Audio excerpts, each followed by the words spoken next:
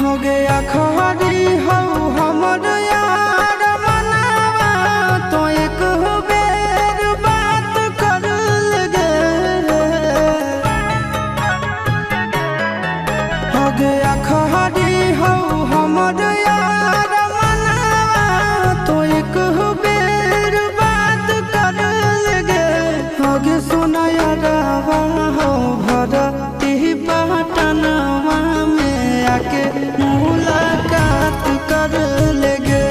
आगे सुना यारवा हो भरती पटनवा में आके मुलाकात कर लेगे। आगे